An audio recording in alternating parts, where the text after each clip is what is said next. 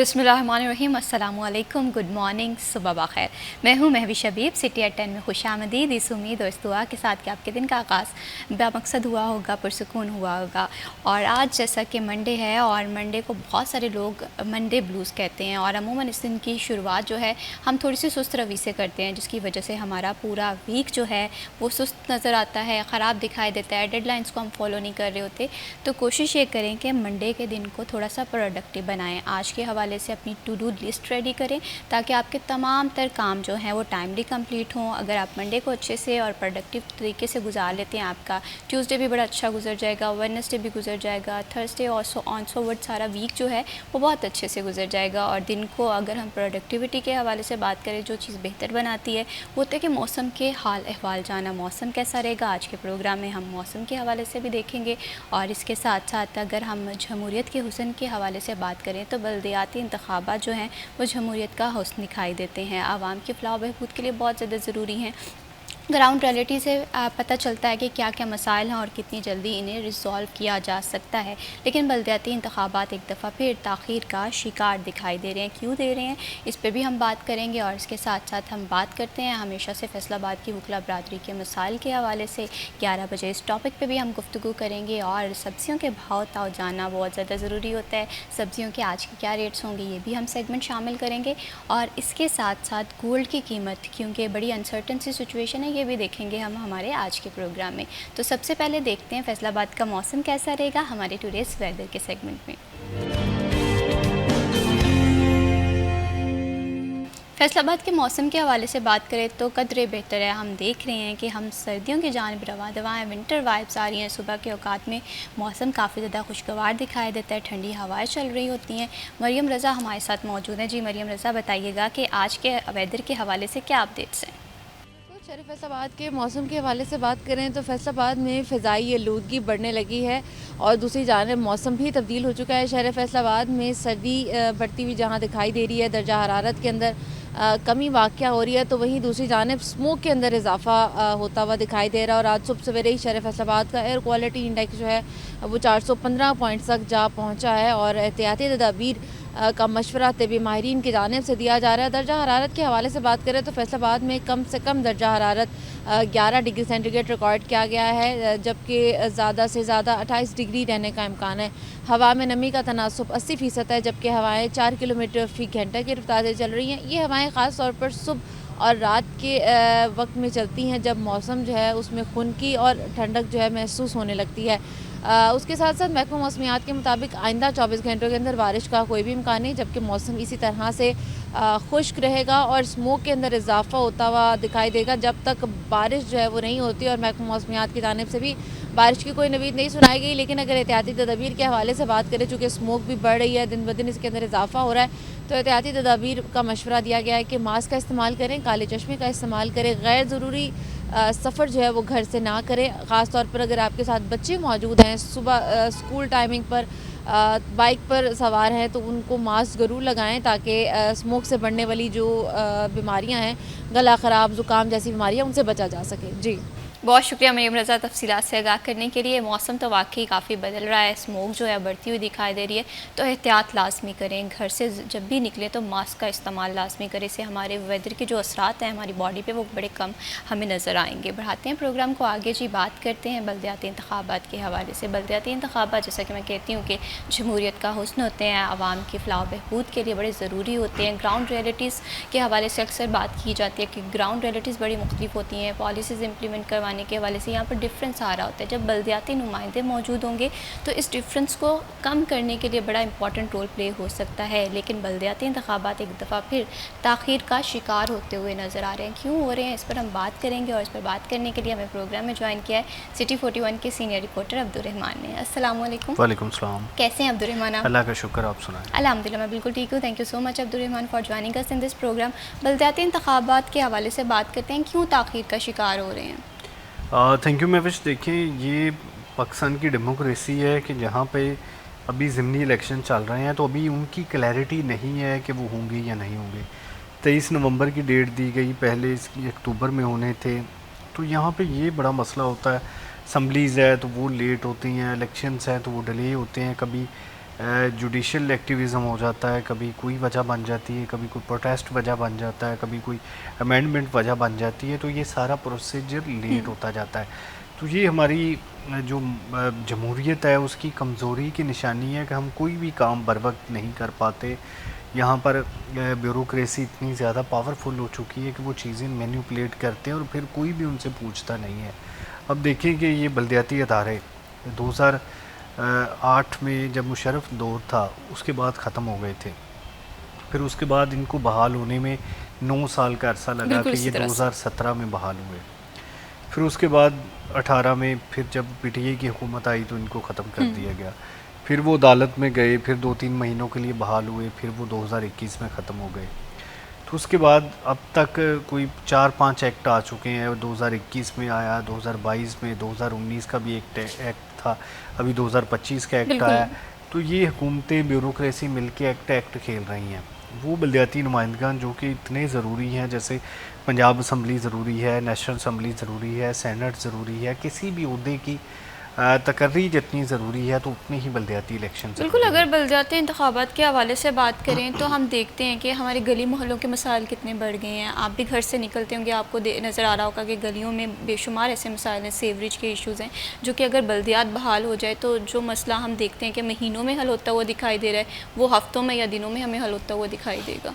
देखिए, लोगों की जो यहाँ पर छोटे छोटे काम हैं, जैसे आपने निशानदेही की, ग्रास रूट लेवल के काम है, वासा का काम है, सीवरेज का, पीएचए का, पार्क का, कोई भी स्ट्रीट लाइट का, सड़क की टूट फूट जो उनकी गली मोहल्ले में होती है, तो ये सारे काम वो अपने चेयरमैन, वाइस चेयरमैन, काउंसलर से करवा लेंगे। इस सेटअप का मकसद भी यही होता है कि यहाँ पर जो मामूली काम है, ग्रास रूट लेवल के काम है, लोगों के बर्थ सर्टिफिकेट है, डेथ सर्टिफिकेट है, ये सारे काम उनकी दहलीज पर हो जाए।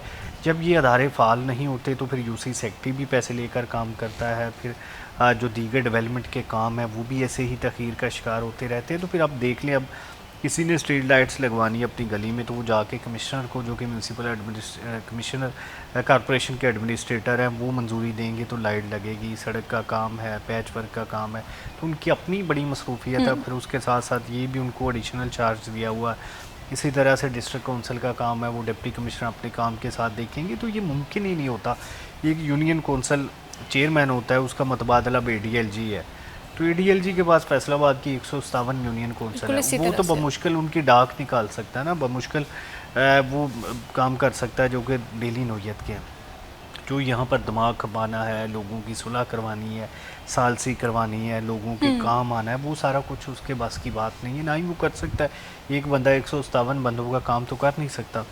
फिर जो यूनियन कौंसल चेयरमैन है, उसमें उनको उनके साथ मिलके अगर हुकूमत पंजाब चाहे तो जैसे ये PSCR की रजिस्ट्रेशन है, जैसे राशन है, ये सारा कुछ उनके ज़रिए बेहतर तरीके से बिल्कुल हो इसी सकता तरह है, से। क्योंकि वो जानते होते हैं कि कौन बेहतरीन मुस्तहिक है उस मोहल्ले में, किसको ज़्यादा पैसे दिए जा सकते हैं, किसको कम दिए जा सकते हैं, किसकी ज़रूरत है। तो वो मुफ्त के एक हिसाब से सरकार के नौकर होते हैं। लेकिन ये समझ नहीं आती कि कोई भी हुकूमत, PTI हुकूमत बड़े नारे लगाती थी, अभी PMLN यही तो नारे रहमान, ये लगाती बात थी। आपने नोटिस की होगी कि बल्दियाती इंतखाबात में ताख़ीर हमेशा जमहूरी निज़ाम में हमें नज़र आई। एग्जैक्टली और ये स्पेशली पंजाब में नज़र आती है। अब सिंध में है, KP में है, बलूचिस्तान में है, इस्लामाबाद और पंजाब रहता है, जहाँ जहाँ नून लीग की हुकूमत है वहाँ पे बल्दियाती सेटअप नहीं है, बाकी हर सूबे में बन चुका है। तो ये बड़ी ज़्यादती होती है उन लोगों के साथ, अपने शहरियों के साथ। अब देखें, CM वो लोकल लेवल पे काम करेंगी तो फिर जो सूबा है वो कौन चलाएगा ना। अब मेयर लंदन है तो वो ट्रांसपोर्टेशन भी तय करता है कि इसकी कितनी बसें चलेंगी लंदन में, जो उनकी बड़ी मशहूर मेट्रो है, तो उसका टिकट कितना होगा, ये सारी चीज़ें मेयर लंदन का काम। हमारी ये काम भी CM ने करना है कि जो ट्रांसपोर्ट है, पब्लिक है, वो सारी भी CM करेगी। तो वो फिर वो पंजाब बिल्कुल, कैसे वही चलेगा, होता है जो इतना हम बड़ा अक्सर सूबा। देखते हैं कि हम कहते हैं कि पॉलिसीज़ जो हैं वो बंद कमरों में बना दी जाती हैं, जब इम्प्लीमेंट करवाई जाती हैं तो उसके आउटकम्स हमें उस तरह से नज़र नहीं आ रहे होते। ऐसे ही है बिल्कुल। ये मतलब पॉलिसीज़ भी वो हैं जिनका कोई सर्वे नहीं होता, जिनकी कोई सजेशंस नहीं ली जाती, लोगों पे टैक्सेस का बोझ लादा जाता। अब ये सेफ सिटी प्रोजेक्ट बड़ा अच्छा था, लेकिन अब इसमें जो चालान हो रहे हैं तो ये चालान जो है वो लोगों से लिए जाएंगे। अंग्रेज़ सरकार जब समझती थी कि यहाँ पर लोगों से कम पैसे आ रहे हैं, टैक्स कम इकट्ठा हो रहा है, तो वो कोई ना कोई लगान लगा देती थी, वो लगान ये देते रहते थे। ऐसे ही ये मौजूदा सरकार है कि जब हर तरह के टैक्सेस लगा लिए, तो अब जो है वो चालान भी शुरू करवा दिए कि जो है वो सेफ सिटी से बजाय इसके कि आप चोरों को पकड़ें, डाकुओं को पकड़ें, आप उससे चालान करने का काम ले रहे हैं। तो फिर ये बड़ा मसला हो जाएगा कि रोज़ाना की तादाद में हज़ारों चालान, लोग पहले ही बड़े मुश्किलात का शिकार है, ऊपर से ये काम भी आप उन पे डाल देंगे। तो ये सारी चीज़ें हैं जिन पे इनको समझ नहीं आ रही कि करना कैसे है, कैसे इससे निबरत आज़मा होना है। बजाय इसके ये टैक्सेस मज़ीद बढ़ा देते हैं, लगान मज़ीद बढ़ा देते हैं, तो उसका नतीजा ये निकलेगा कि अवाम में बेचैनी है, अवाम में अफरा तफरी है। पहले ही अवाम महंगाई की वजह से शदीद मुश्किलात का शिकार है, तो मज़ीद उनकी मुश्किलात बढ़ती जाएंगी। बिल्कुल इसी तरह से है। अगर हम चाहते हैं कि लोगों के मसाइल जो हैं वो हफ्तों की बजाय दिनों में हल हों, तो हमें बल्दियात को बहाल करना बहुत ज़्यादा ज़रूरी होगा। लेकिन यहाँ पर ना सवाल ये बनता है कि आखिर बल्दियाती इंतखाबात होंगे कब? हमने देखा है कि पूरे जब से साल 2025 का आगाज़ हुआ है, हम ये बात तो सुनाई दे रहे हैं कि बल्दियाती इंतखाबात होंगे, कभी ताख़ीर का शिकार हो जाती है। तो ऐसे में अवाम भी बड़ी कन्फ्यूज़ है कि आखिर हमें ये इंतखाबात होते हुए कब दिखाई देंगे। इस पर फ़र्दर भी गुफ्तगू करेंगे जी। वक्त है ब्रेक का, स्टे विद अस।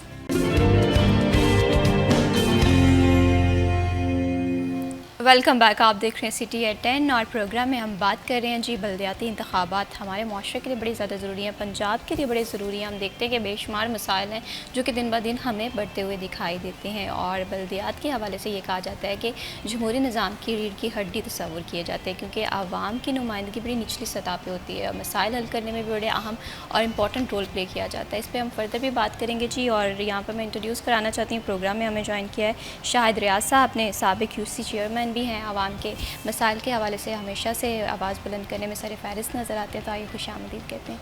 अस्सलाम वालेकुम। वालेकुम अस्सलाम। कैसे हैं शाहिद साहब? जी अल्हम्दुलिल्लाह जी, अल्लाह बहुत शुक्रिया प्रोग्राम में वक्त देने के लिए। शाहिद साहब, हम देखते हैं कि जब भी हमें आवाज़ सुनाई देती है कि बल्दियाती इंतखाबात हो रहे हैं, हम बड़े खुश हो जाते हैं, आवाम का ये कहना है।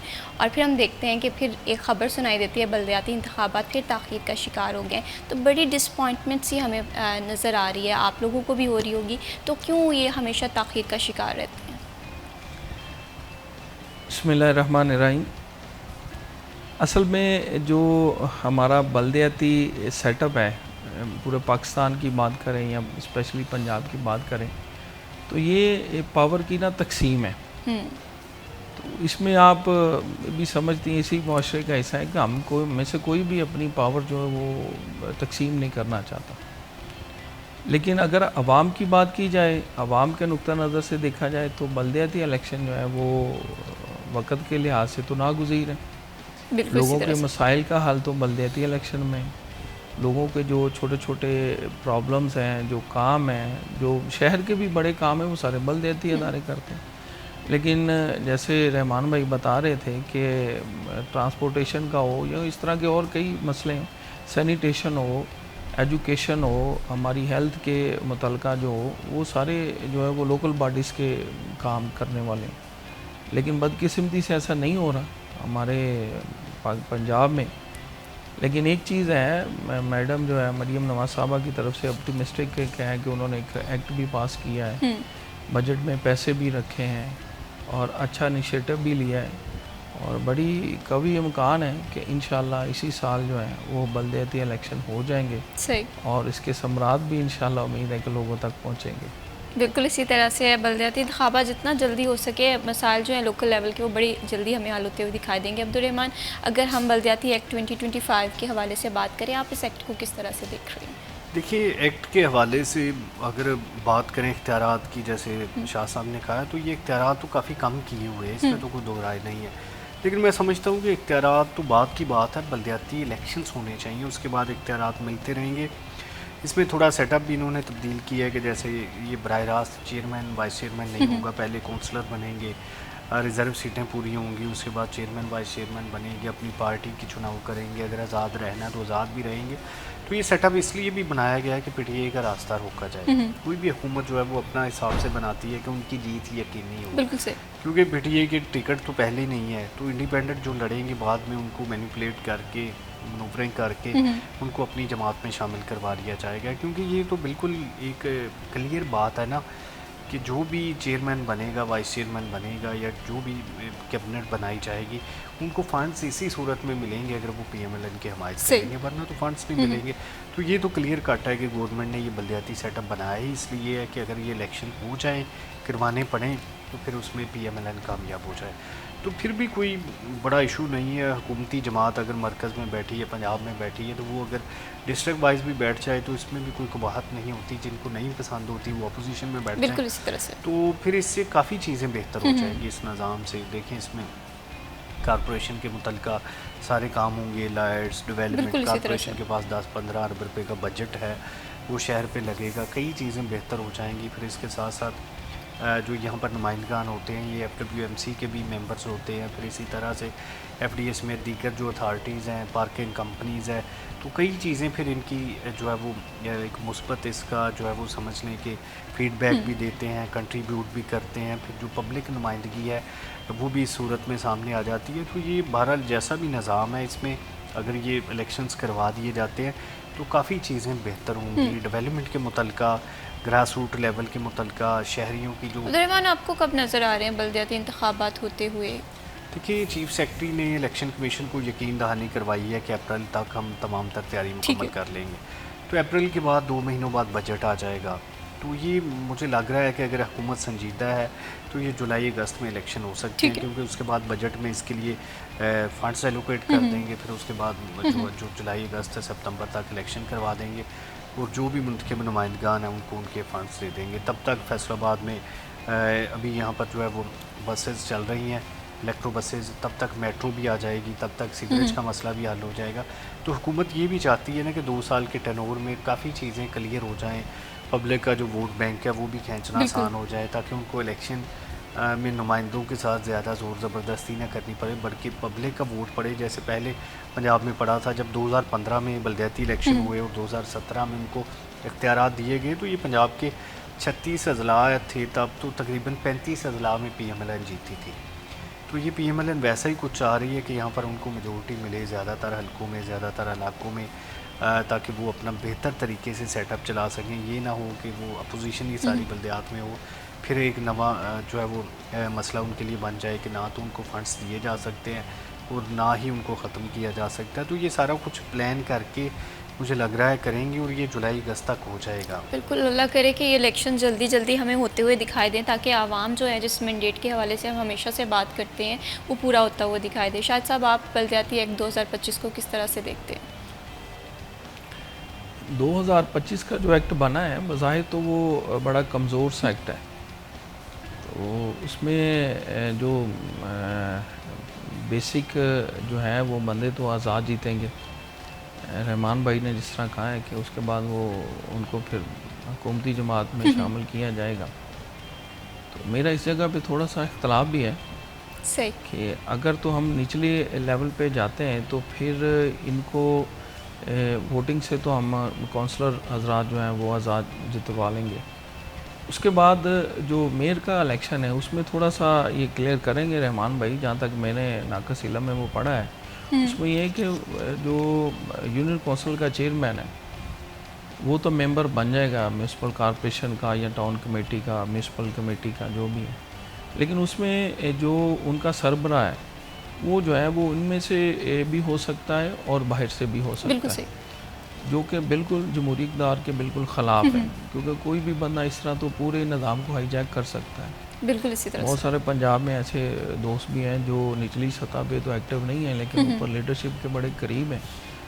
तो वो तो फिर जो नीचे इस रूट लेवल से आने वाले हमारे वर्कर हैं, दोस्त हैं हमारे, जिनको मौका मिलना चाहिए उनको तो रास्ता रोकने वाली बात है। बिल्कुल तो सही। ज़्यादती होगी इस तरह का है। तो उम्मीद है कि ये बात जो है वो ईमानों तक जाएगी और इस पर ज़रूर उस पर गौर होगा। तो बाकी जो है निज़ाम तो आपको पता है कि 2015 का जो एक्ट था उसमें मैं भी एक चेयरमैन की हैसियत से सर्व करके आया हूँ। उसमें भी देखा है कि हमारे पास इख्तियार तो नहीं थे, लेकिन फिर भी हमने अच्छा डिलीवर किया है। फैसलाबाद में अच्छा डिलीवर हुआ है। हमारे फैसलाबाद के जो मसाइल थे, जैसे हमारे पास म्यूनसिपल कॉरपोरेशन के पास स्ट्रीट लाइट ही थी, तो हमने स्ट्रीट लाइट बड़ी लगवाई हैं। उसके अलावा चेयरमैन लेवल पे देखेंगे, यूसी लेवल पे तो जो हमारे चेयरमैन हजरात हैं उन्होंने अपने हर महकमे में उन्होंने एक रोल प्ले किया है लोगों को सर्व करने के हवाले से।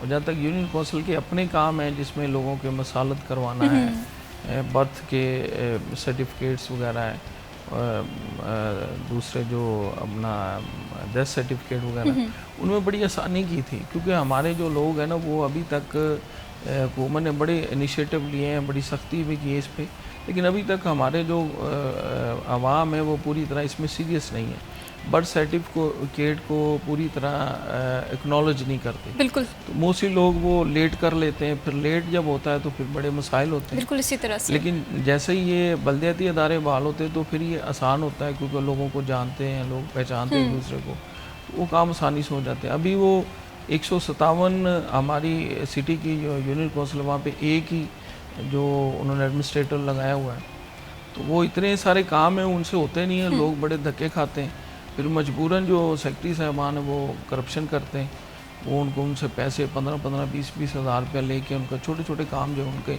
लेके काम करते हैं। तो बलदियाती अदारे अगर बन जाएंगे तो कम से कम ये जो निचली सतह पे लोगों के मसाइल हैं ये हल हो जाएंगे। मसालतें बड़ी होती हैं, लोगों के जो घरों के मसाइल हैं, बिल्कुल इसी बीवी के तरह से। मसाइल हैं, वो बड़े बेहतर तरीके से हल हो जाते हैं।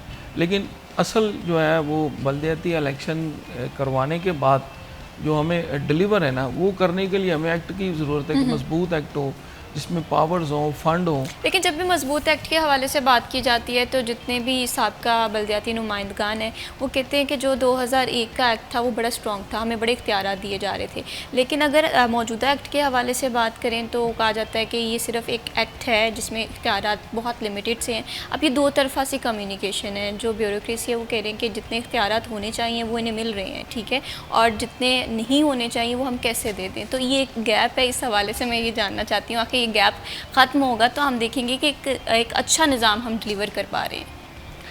असल में ना मैं यहाँ पे एक चीज़ ऐड करना चाहूँगा कि ब्यूरोक्रेसी जो है ना वो आम वर्कर से ख़ुद को ना सुपीरियर समझती है। एक इनिशिएटिव था जो 2001 में आपने कहा है, वो बड़ा अच्छा था कि कम से कम मैट्रिक जो वो चेयरमैन वाइस चेयरमैन की एक लिमिट थी, उसमें ये था कि पढ़े लिखे लोग आ रहे थे, वो चीज़ों को समझते थे। ब्यूरोक्रेसी के लिए प्रॉब्लम्स हो रही थी, उसमें ब्यूरोक्रेसी जो है वो सारी चीज़ें तो इसी बेस पे करती है। लेकिन उसके बाद फिर उन्होंने कहा कि नहीं, इसको ख़त्म करना है, ये पढ़े लिखे लोग नहीं आने चाहिए। पढ़े लिखे लोग आएंगे तो वो करेंगे ना। उनको ये है कि अभी तक मैं एक पढ़ा लिखा आदमी हूँ, हमारा जब अख्तियारात हमें दिए गए तो हमें 4 माह तक हमें छुपा के रखा गया, बताया ही नहीं गया कि हमने करना क्या है, हमारे इख्तियारात क्या हैं, उसको एक्सरसाइज कैसे करना है। क्योंकि जब हम अपने इख्तियारात का एक्सरसाइज करते हैं तो ब्यूरोक्रेसी जो है उनकी फिर वो सारी चीज़ें उनकी डिस्टर्ब हो जाती हैं, उनकी लाइनें बनी होती हैं सारी डेवलपमेंट की या दूसरे मामला की, वो सारी डिस्टर्ब होती हैं। लेकिन जैसे ही उन्होंने देखा है कि ये लोग सवाल करते हैं, जैसे मेरे लिए जैसे हैं और भी काफ़ी दोस्त पढ़े लिखे थे, बड़ा समझते थे एक्ट को, कानून को और ये सारे प्रोसीजर को, तो हम उनको अच्छे नहीं लगते थे। उनको लोग चाहिए जो डिमी हो। बिल्कुल इसी तरह से। लेकिन मसला यहाँ पर आता है कि ये गैप हमें रिजॉल्व करना पड़ेगा अगर हम अच्छा निज़ाम जो है वो डिलीवर करना चाहते हैं। फर्दर भी बल्दियात के हवाले से बात होगी। जी, प्रोग्राम में वक्त है ब्रेक का, स्टे विद अस।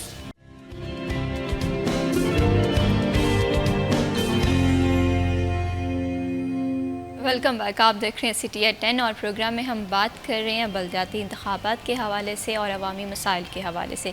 अगर अवामी मसाइल के हवाले से बात करें तो बेशुमार ऐसे मसाइल हैं जो कि फ़ौरी हल तलब होते हैं, जैसे स्ट्रीट लाइट का इशू हो गया, सीवरेज के निज़ाम को बेहतर करने के हवाले से गुफ्तगू होगी। लेकिन हम देख रहे हैं कि फैसलाबाद का ये निज़ाम है, इसमें बेहतरी तो आ रही है, लेकिन अगर बलदियाती इंतखाबात हो जाते हैं, बलदियाती नुमाइंदे बहाल हो जाते हैं, बलदियाती इदारे बहाल हो जाते हैं, तो निज़ाम में थोड़ा सा फास्ट ट्रैक प्रोसीजर हम देखेंगे। अब्दुर्रहमान, ब्रेक पे जाने से पहले जैसे हम बात कर रहे थे कि ब्यूरोक्रेसी में और बलदियाती नुमाइंदे जो हैं, ये गैप हमेशा से हमें देखने में आ रहा है, जिसकी वजह से जो एक्चुअल निज़ाम है जिसके तहत बलदियात को हमेशा से बात की जाती है कि जमहूरियत का हुसन है, वो हुसन मुतासर होता हुआ दिखाई देता है। तो इस गैप को दूर करने के लिए क्या अमली इक़दाम की ज़रूरत है?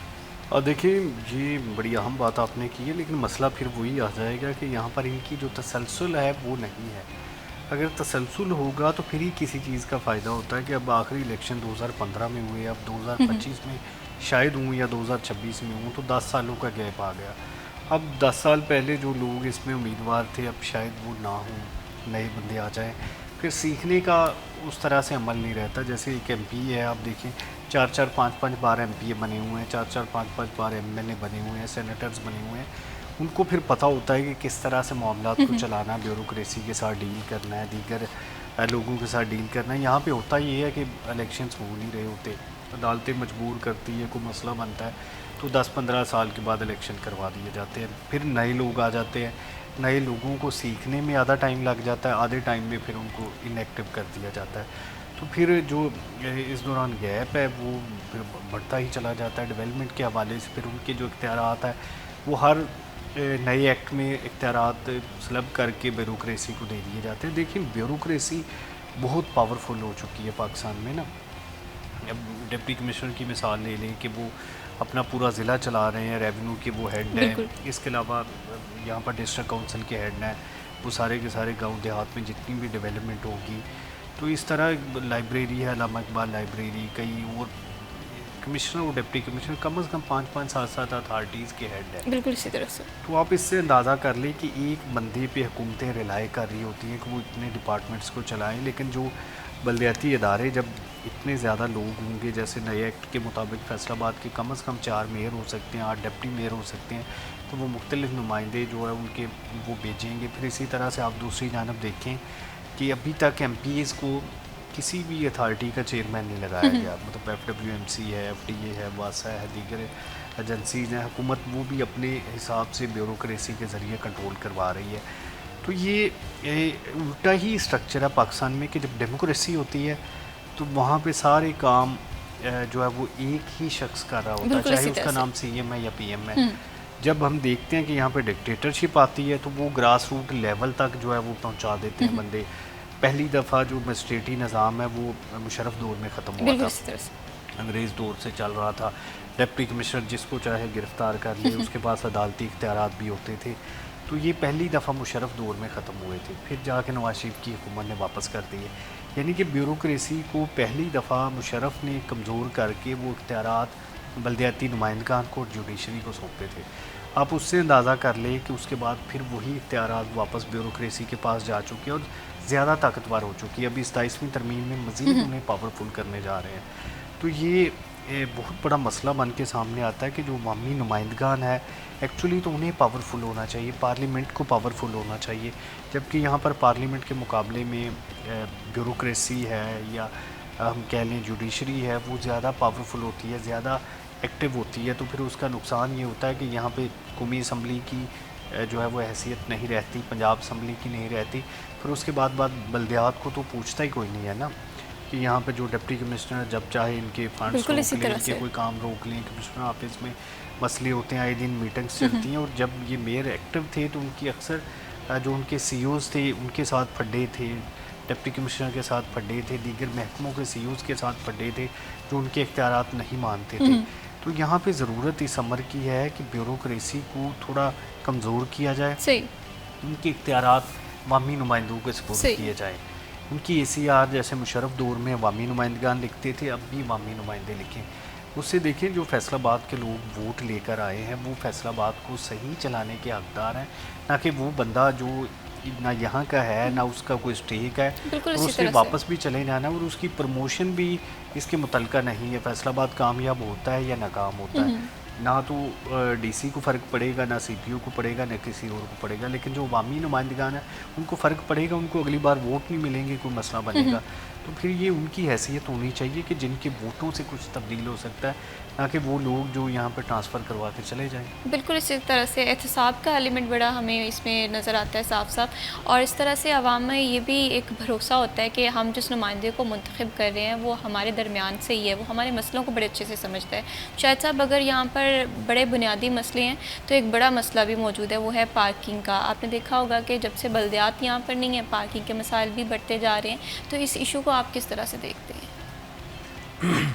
देखिए जी, बदकिस्मती है हमारी कि हमारी जो गवर्नमेंट्स हैं जितनी भी आई हैं वो सारी जो हैं वो आबादी के लिहाज से जो लोगों को फैसिलिटेट करने का तरीक़ाकार है उस पर गौर नहीं करती। हर जो गवर्नमेंट है वो उसकी सिर्फ़ और सिर्फ तवज्जो इस चीज़ पे होती है कि जिससे उनकी जो आवाम में पजीराई थोड़ी बढ़ जाए, उनका वोट बैंक बेहतर हो जाए। इसी चीज़ को मद्देनज़र रखते हुए निज़ाम को चला रहे हैं। जबकि हम देखते हैं कि जो तरक्की याफ्ता ममालिक हैं वहाँ पे लोग इन एडवांस जो प्लान करते हैं कि हमारे 10 साल बाद आने वाले 10 साल में क्या होगा, हमें पानी की कितनी ज़रूरत है, सीवरेज के कितने मसाइल होंगे, पार्किंग के कितने मसाइल होंगे, सारी चीज़ें जो हैं वो प्लान होती हैं। लेकिन हमारे इधर जो सूरत हाल है, फैसलाबाद की बात करें तो पार्किंग के बहुत ज़्यादा मसाइल हैं। आप देखें पिछले 10-15 साल में कितनी गाड़ियाँ जो हैं वो रोड पे आई हैं, कितनी मोटरसाइकिल जो हैं वो रोड पे आई हैं, और उनको ज़ाहिरी बात है उनके लिए हमें पार्किंग की भी ज़रूरत है, उनके लिए हमें रोड्स इंफ्रास्ट्रक्चर की भी ज़रूरत है, उनके लिए और बहुत सारी चीज़ें जो करने की ज़रूरत है। लेकिन उसमें खातिर खा जो इजाफ़ा नहीं हो रहा। देखिए हम जो बलदियाती अदारे थे, हमने पार्किंग प्लाज़ा का काम शुरू किया था चिनोड़ बाज़ार के बाद, अभी भी देखें वो वैसे का वैसे ही 10 साल के करीब होने लगे, अभी वो वैसे ही है। इस तरह और भी बेशुमार चौक चौराहे हमारे जो हैं जहाँ पे पार्किंग के मसाइल हैं। लेकिन फैसलाबाद एक कंपनी बनी हुई है, वो कुछ ना कुछ फिर भी हमें कुछ फैसिलिटेट कर रही है, लेकिन अभी भी बहुत ज़्यादा मसाइल हैं फैसलाबाद में पार्किंग के हवाले से। बिल्कुल इसी तरह से है। अगर हम बात करें कि इसकी अफादियत के हवाले से बलदियाती नुमाइंदों की या बलदियाती इंतखाबात की, तो नो डाउट बहुत ज़्यादा है, लेकिन ज़रूरत अब बार बार इस चीज़ की है कि हम इसे कितने अच्छे से यूटिलाइज़ करते हैं, कितने अच्छे से हम हमारी आवाम को इंगेज करते हैं, ताकि आवाम में एक भरोसा आए कि उनके जो मसाइल हल करने वाले लोग हैं वो उनके दरमियान से ही हैं, और अगर कहीं पर कोई इशू आ रहा है तो इशू को रिज़ॉल्व करने के लिए एहतसाब का एलिमेंट भी मौजूद है। फर्दर भी बलदियात के हवाले से बात करेंगे जी, वक्त है ब्रेक का, stay with us. Welcome back. आप देख रहे हैं सिटी एट 10 और हम बात कर रहे हैं बलदियाती इंतखाबात के हवाले से। अब्दुर्रहमान, अगर हम बलदियाती इंतखाबात की फ़ायदत के हवाले से बात करें तो नो डाउट बहुत ज़्यादा है, लेकिन अब बात करते हैं फैसलाबाद की आवाम के मसाइल के हवाले से। हमने देखा ट्रांसपोर्टेशन का बड़ा मसला था, इलेक्ट्रो बसेज़ आ गई, लेकिन इसके अलावा फैसलाबाद के वो कौन कौन से मसाइल हैं जो आपकी नज़र में अभी भी मौजूद हैं? अगर बलदियात बहाल हो जाता है तो शायद ये जो सिस्टम है ये बेहतर हो जाए। देखिए, पब्लिक ट्रांसपोर्ट इट्सेल्फ बहुत बड़ा मसला है, स्टिल मौजूद है। अभी तो 10% तक हल हुआ है ना, सिर्फ 2 स्टॉप्स हैं या 2 रोड्स हैं जिन पे बसें चल रही हैं। अभी तो ये 80% तक बाकी रहती हैं हर रोड्स पर चलनी, मेट्रो बसेस। या फिर इसके अलावा जो है वो पीने के पानी का बड़ा मसला है, सीवरेज का बड़ा मसला है। इस पे फंड्स आए हुए हैं लेकिन ये पता नहीं कब चलेंगे। हर रोड्स बुरी तरह बर्बाद हो चुकी है। समुंदरी रोड है या शिवपुरा रोड है या यहाँ पे जंग रोड है या ये हमारी रोड है, तो ये सारी की सारी तबाह बर्बादी की मिसालें हैं। इन पे पैसे लगने वाले हैं और ये भी रिहेबिलिटेशन के लिए सीएम मंजूर कर चुकी हैं, लेकिन अभी काम शुरू नहीं हुआ।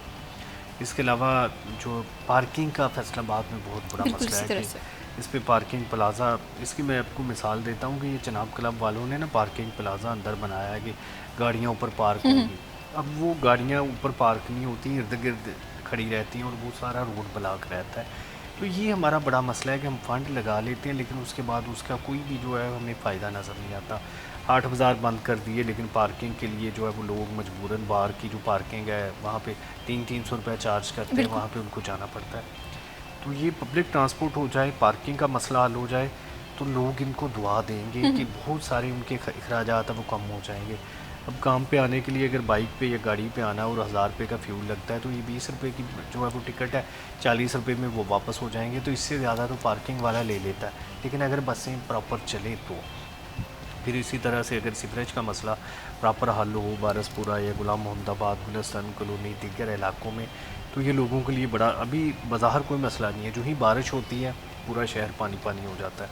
तो इस तरह के अगर मसाइल का हल निकाला जाए तो पब्लिक के लिए बड़ी आसानी हो सकती है। बिल्कुल इसी तरह से, और ये मसाइल का हल बहुत ज़्यादा ज़रूरी है। शायद साहब आपसे मैं ये जानना चाहती हूँ, शहरी मसाइल तो अपनी जगह हैं, शहर के मसाइल को उजागर करने के लिए फिर भी हम देखते हैं कि काम हो जाता है। कभी सीएम पंजाब मरीम साहिबा का विज़िट होता है तो हम देखते हैं कि पैच वर्क होना ज़रूरी हो जाता है या शुरू हो जाता है, लेकिन देहात के मसाइल भी हैं। तो आपकी नज़र में कौन कौन से दही मसाइल हैं जो कि अगर बलदियाती इंतखाबात हो जाते हैं, बलदियाती नुमाइंदे बहाल हो जाते हैं, वो हल हो जाएंगे?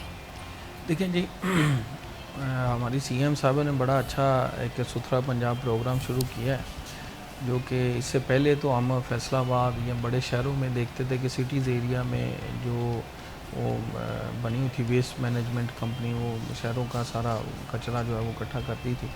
अभी उन्होंने इसको वसी करके देहातों तक ले गए हैं और ये देहातों का बड़ा मेन प्रॉब्लम था क्योंकि वहाँ पे जो अभी तक भी मोस्टली जो हमारे फैसलाबाद के इर्द गिर्द गाँव हैं, वहाँ पे वो नाली का सिस्टम है।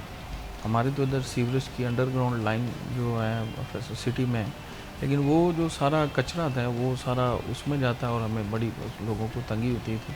लेकिन अभी वो सुथरा पंजाब की वजह से हमारा काफ़ी जो मसाइल होना वो हल हुए हैं। बिल्कुल सही। और जहाँ तक है उनकी नालियों का और उनके जो डेवलपमेंट है गलियाँ वगैरह, वो तो हमारी जो एमपीएम हजरात हैं वो भी अपने फंड से करते रहते हैं, वो होता रहता है। गांव में तो काफ़ी काम जो है वो करने वाले, लेकिन शहर की निस्बत अगर देखा जाए तो गांव में ज़्यादा मसाइल हैं। बिल्कुल इसी तरह गांव से। के जो मसाइल हैं वो और तरह के हैं, शहर के मसाइल और तरह के। जैसे पार्किंग का मसला शहर में, गांव में कम है। पीने के पानी का मसला जो है शहर में डिस्ट्रीब्यूट करना, लोगों को घर तक पहुंचाना बड़ा मुश्किल है। गांव का अल्लाह का शुक्र है, हमारे मोस्टली गांव जहाँ पे ज़मीनी पानी हमें अच्छा मिल जाता है और वहाँ पे इतना तो नहीं है। तो सीवरेज के हमें मसाइल है क्योंकि यहाँ पे कंजस्टेड आबादी है, बहुत ज़्यादा दबाव होता है पानी का। वहाँ पे हमें ये चीज़ें इतनी मसाइल नहीं होते, लेकिन फिर भी गांव के मसाइल जो हैं वो और तरह के हैं। और शहर में चूँकि हम शहर के लोग हैं, शहर में ज़्यादा सर्व करते हैं, तो शहर के मसाइल में हमें कुछ डिफरेंट है वहाँ का और शहर बिल्कुल का। इसी तरह से अगर देहात के मसाइल के हवाले से बात करें वो अपनी जगह है, शहरों के मसाइल के हवाले से बात करें तो वो दोनों अपनी जगह हैं। लेकिन ज़रूरत बार बार इस बात की है कि हम इन मसाइल को हल करने के लिए अपना रोल किस तरह से प्ले कर रहे हैं, हम कितने ज़्यादा मुतहरिक हैं। वो बलदियाती इंतखाबात की सूरत में हो सकते हैं, वो आवाम के मसाइल को हल करने के लिए ब्यूरोक्रेसी को थोड़ा सा फास्ट ट्रैक करने की ज़रूरत हो सकती है। तो ये तमाम तर चीज़ों में जो डायरेक्टली मुफाद होना चाहिए वो आवाम का होना चाहिए, ताकि आवाम जो है वो एक ऐसे शहर में, एक ऐसी फ़िज़ा में सांस ले जहाँ पर एटलीस्ट निज़ाम मौजूद हो, जहाँ पर पता हो कि सीवरेज का अगर मसला मौजूद है तो इस मसले को हल कराने के लिए ज़्यादा टाइम दरकार नहीं होगा। अब्दुर्रहमान, आपसे भी मैं सेम इसी क्वेश्चन पे जानना चाहती हूँ। अगर हम देहात के मसाइल के हवाले से बात करें तो आपकी नज़र में देही मसाइल कौन कौन से हैं? देखिए महविश, देही इलाकों में सड़कों का बड़ा मसला है, कच्चे रोड है, फिर उसमें नालियाँ हैं, तो बारिश के बगैर भी पानी खड़ा रहता है। फिर वहाँ पे लोगों ने इंक्रोचमेंट बड़ी की हुई है क्योंकि ज़्यादा गाड़ियाँ गुजरती नहीं है, इसलिए जिसका दिल चाहता है वो अपनी इंक्रोच कर लेता है और जो है वो सड़क पर कब्ज़ा कर लेता है। और कभी भी डिस्ट्रिक्ट कौंसिल ने अल्लाह की रहमत से कोई कार्रवाई नहीं की। ये शहर में जितनी भी कार्रवाइयाँ हुई हैं डिस्ट्रिक्ट कौंसिल ने देही इलाकों में नहीं की, उस वजह से भी प्रॉब्लम्स है। फिर पीने के साफ़ पानी का मसला तो पूरे फैसलाबाद में मौजूद है, लेकिन जो डिस्पेंसरीज़ है या जिसको हम कह लें हॉस्पिटल्स, BHU, वो बहुत दूर है। स्कूल्स बहुत दूर है। प्राइमरी स्कूल है जो गांव देहात की सतह पे है, जो मिडिल स्कूल या हाई स्कूल है वो बड़ी दूर होते हैं, या डिस्पेंसरीज़ बड़ी दूर होती हैं। मजबूरन लोगों को जो गांव में, जिसको हम क्वैक कहते हैं या नीम हकीम कहते हैं, उसके पास जाना पड़ता है। आए दिन आप खबरें सुनिए कि क्वैक के पास गए हैं तो उसने जो है वो किसी और चीज़ का ऑपरेशन कर दिया या कोई मसला बन गया या फलां ढमकान। तो ये सारा कुछ इस वजह से है कि वहाँ पे MBBS डॉक्टर मौजूद नहीं है, प्रॉपर स्कूलिंग नहीं है। इस वजह से प्राइवेट स्कूल में लोग जाने पे मजबूर होते हैं और वो महंगी फ़ीस देते हैं। तो शहर में तो आप देखिए ना कि आपको जगह जगह सरकारी स्कूल मिल जाएंगे, एक्सेस में भी होंगे, अच्छे भी बिल्कुल होंगे, इसी तरह से। उन पे चेक एंड बैलेंस भी होगा। लेकिन गांव देहात में ऐसा नहीं है। अगर कोई BHU बना हुआ है तो वो डॉक्टर शहर से जाने के लिए तैयार नहीं है। जिसको बिल्कुल। सज़ा पे भेजा जाता है उसकी पूरी कोशिश होती है कि किसी न किसी तरह से वापस शहर में जो है वो उसकी पोस्टिंग हो जाए। वो ही सिफारिशें ढूंढता रहता है कि मैं शहर में पोस्टिंग हो जाऊँ। वो हो गया, फिर नया आ गया। तो ये ऐसे ही समझ लें कि कोई भी बंदा शायद ही 1-2 महीना ड्यूटी करता हो, और वो भी महज वो मजबूरी में करता है, तो वो कितनी की ड्यूटी कर लेता होगा। तो ये सेहत का, एजुकेशन का गांव में बहुत संगीन मसला है। बिल्कुल इसी तरह से। इसी तरह से सड़कों का मसला है कि जो गांव देहात, ये सदर में थोड़ी बहुत सड़कें बनी हुई हैं, लेकिन जो आप दूर शहर से होते जाते हैं वहाँ पे सड़कें नहीं बनी हुई। सोलंग नालियाँ हैं, कच्ची रोड्स हैं, तो वो गर्दो गुबार, स्मोक, ये सारा कुछ गांव देहात में पूरी तरह से होता है। फिर गांव में जानवर मारने के हवाले से क्योंकि कोई कानून नहीं है, फिर गोबर के ढेर जो है वो आपको नज़र आएंगी। तो ये सारा कुछ गांव के लोग बर्दाश्त करते हैं, आदत भी हो चुका है, यूज़ टू भी हैं।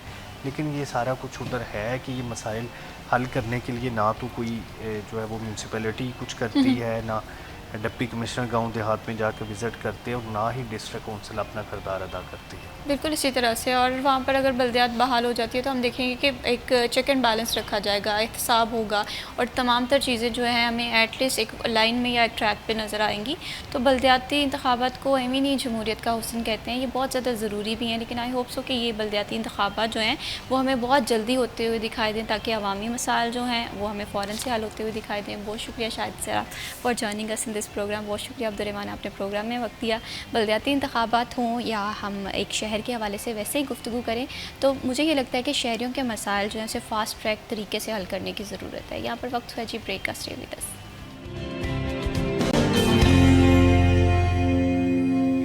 वेलकम बैक जी, आप देख रहे हैं सिटी एट 10। बढ़ाते हैं प्रोग्राम को आगे और अब बात करते हैं सब्ज़ियों की कीमतों के हवाले से। हम देखते हैं कि रोज़ाना की बुनियाद पे फल सब्ज़ियों की कीमतों में रद्दोबदल होता है। कभी प्याज हमें महंगा होता हुआ दिखाई देता है, कभी टमाटर जो हैं वो आसमान से बातें कर रहे होते हैं।